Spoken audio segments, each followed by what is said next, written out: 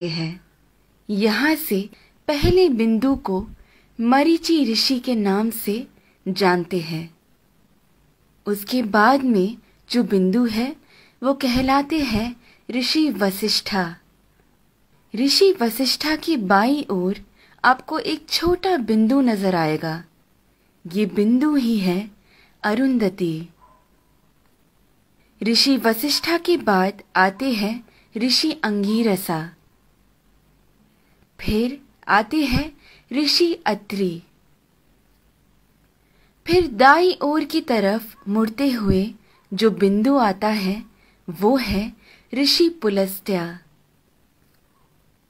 उसके बाद आते हैं ऋषि पुलह और फिर ऋषि क्रतु।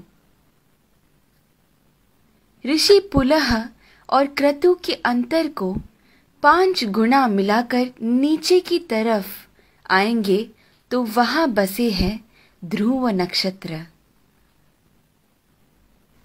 सदा उत्तर में रहने की वजह से उसे ध्रुव नक्षत्र कहा जाता है। इंग्लिश में हम इसे नॉर्थ स्टार के नाम से जानते हैं।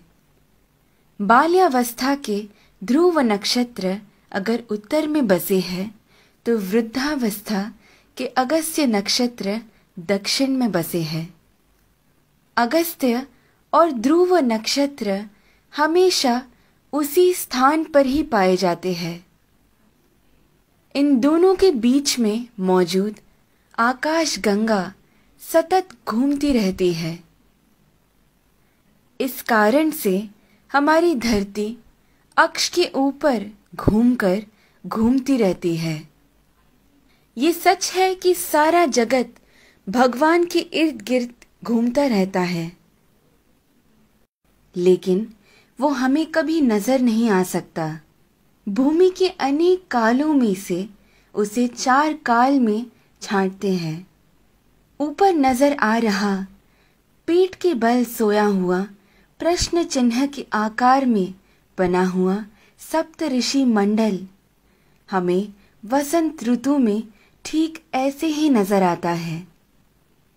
आगे बढ़ते हुए शिशिर ऋतु यानी ठंड के मौसम में हमें सप्त ऋषि मंडल ऐसे नजर आता है।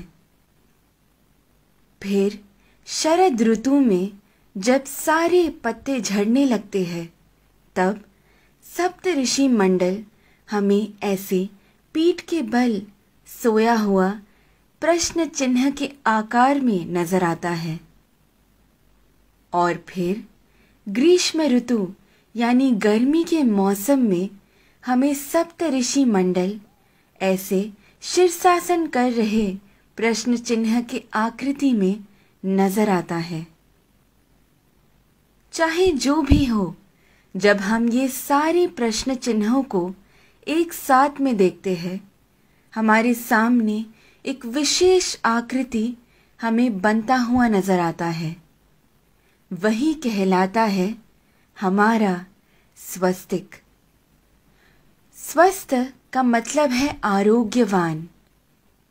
स्वस्तिक का महत्व मेरे पिता मुझे हमेशा से बताते आए हैं, लेकिन हर क्षण प्रयोग में ला रहे इस स्वस्तिक का जन्म कहाँ से हुआ ये आज मेरे पिता द्वारा जाना, जो आप सभी में मैंने बांटना चाहा।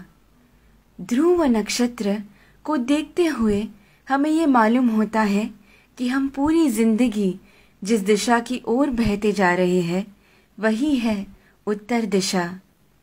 इसीलिए शायद हमारी भूमि पर भी दक्षिण में अधिक जल है और उत्तर की ओर अधिक जमीन है। इस विषय को इतनी सुंदरता से वीडियो के रूप में बनाकर आप सभी को समझाने का श्रेय जाता है मुक्ता जी को। धन्यवाद। तत्परा अहोरात्रा।